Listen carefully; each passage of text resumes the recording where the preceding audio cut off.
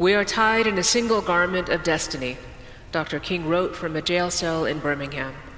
Preserve this fabric, O God, and strengthen each of us, slack or taut, like so many beautiful, unique threads woven together. Amen. I'll warn you in advance, this is a little bit of a history lesson.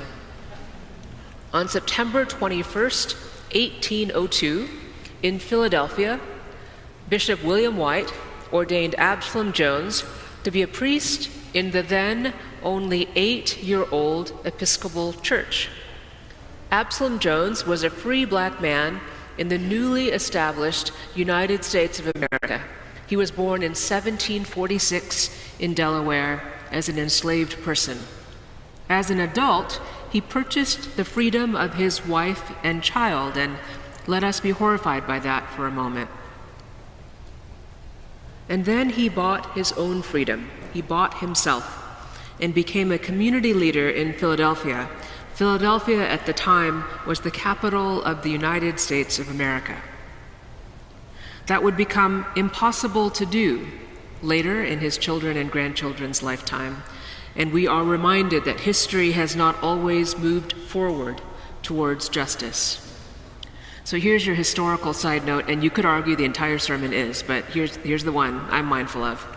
William White, the bishop that ordained Absalom Jones, was a revolutionary. Now, if you're from Texas like me, you might have thought from history that all the people living here in this colony were revolutionaries at the time of the Revolutionary War, because I think that's what I was taught. And then I moved to New York, which was a loyalist colony, and started to see little plaques around New York, basically about being on the wrong side of the Revolutionary War. So I had to go back and read again.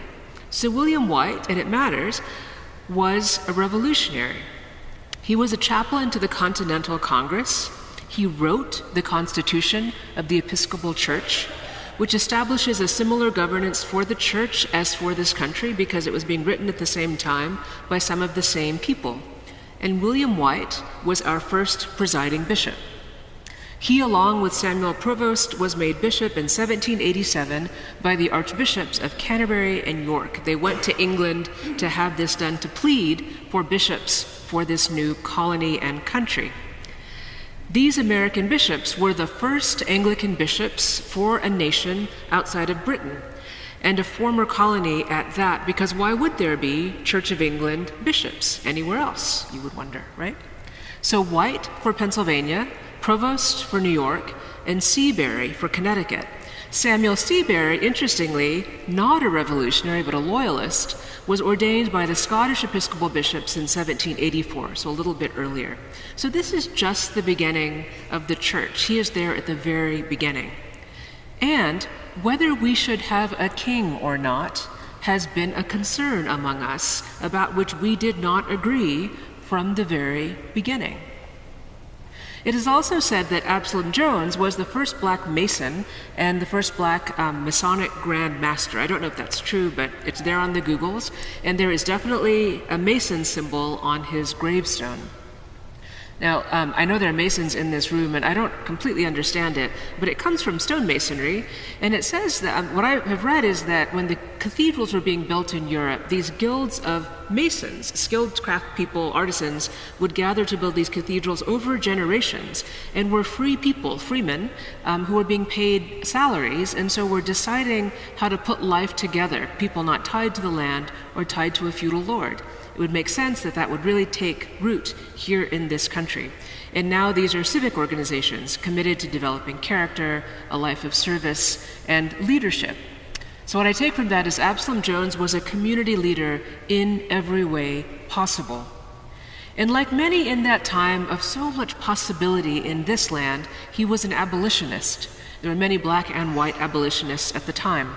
And he petitioned the president and the Congress to end the transatlantic slave trade and slavery in the United States. He was a great speaker and pamphleteer like Thomas Paine and Benjamin Franklin. And imagine if that movement had been successful, what this country might be like. You have used his letters here for this liturgy in the past, so I know you know a lot about him if you've been here for many years. Absalom Jones was a free black man in this new United States of America, a deeply religious Christian man, an Episcopalian, the first black priest in our church, and the founder of the African Episcopal Church of St. Thomas in Philadelphia, which you can still visit today, and it is a mighty church. But what a time those years must have been. A few years ago, I read a novel about the colonial era in New York, which brought it to life in ways that I would never have considered. There was literally no uniform currency. We hadn't agreed to what that would be, and there were other currencies kind of running around. The different colonies had their currencies. So if you ran a business that took money, or if you ever needed to use money, you would have to decide what currencies you took and what they were worth, and who else would take that from you and for how much value. It was a wild time. They were building absolutely everything. The colonies were very international, connected to Europe and the Caribbean in particular, but also to Africa and Asia. It was no little house on the prairie in any of these towns. There were lots of indigenous people around, Native Americans of different tribes in urban life. It was still being worked out in this early United States how all of these people would live on this land together. The great massacres and treaty violations of our history were yet to come. So for context, the Trail of Tears begins in 1830. Absalom Jones is ordained in 1802. In 1802, Absalom Jones is 56. He is 30 when the Revolutionary War begins. He lives in times of enormous possibility and risk and probably trauma and change. Remember, the debates at the time were of whether this new nation would be slaveholding or not. Would they have their own king? George Washington was proposed as king, and I know you've all seen Hamilton, so I won't wrap it for you, but you know how that history goes. Immigrants and Virginians in a room, I think, right? A hodgepodge of humanity deciding how to be a people together.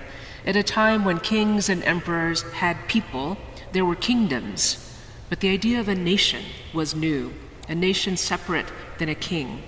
Not many people were made up of just people who were a people together because of their dignity under the rule of law on a particular spot on the planet. And for these United States, that law that was being generated was the Constitution.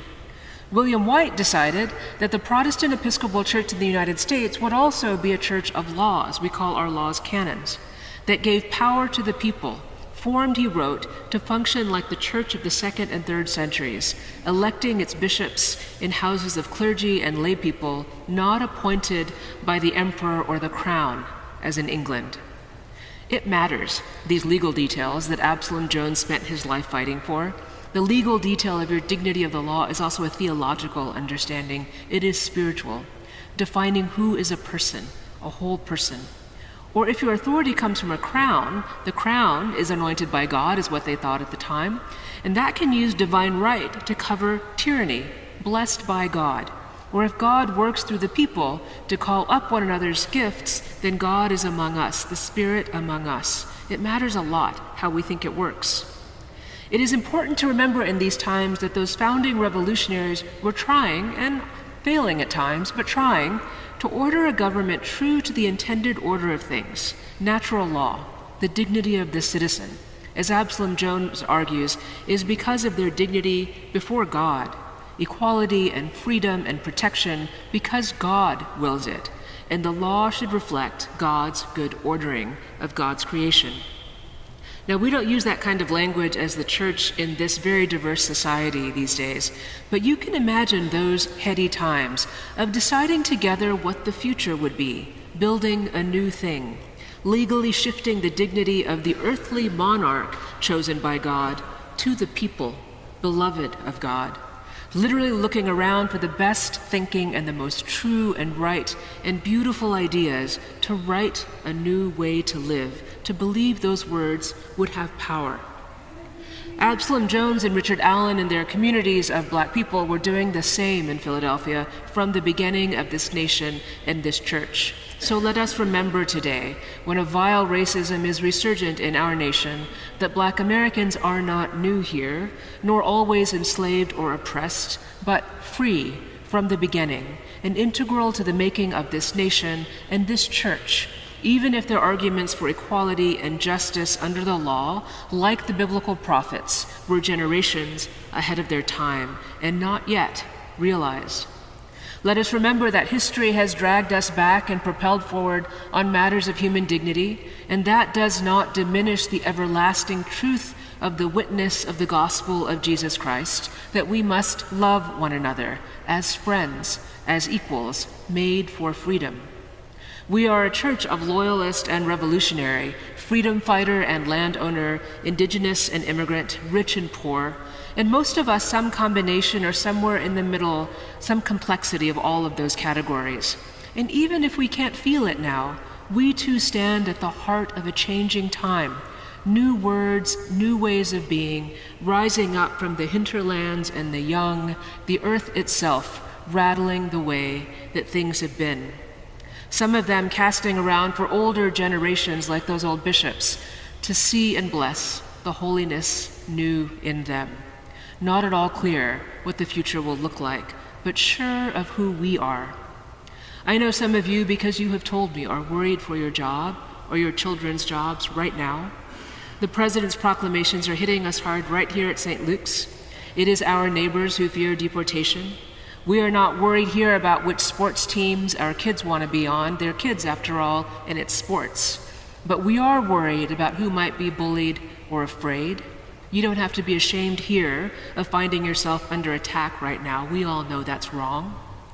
Blessed Absalom Jones lived in a nation that would enslave him, take his dignity, that was actively negotiating his value and the value of his wife and his child, his friends, his congregation. And he fought with his friends to make this nation and this church one in which his people could be free. And he did not see it in his lifetime. May we who have tasted that community of freedom cling to it and fight for it for our neighbors. Or in the words of our brother Absalom Jones, let us arise out of the dust and shake ourselves and throw off that servile fear that the habit of oppression and bondage trained us up in. For it is for freedom that Christ has set us free. We are tied in a single garment of destiny, Dr. King wrote. Preserve this fabric, O God, and each of us in so much beauty, woven together, clinging to one another, no longer your servants, O Lord, but your friends.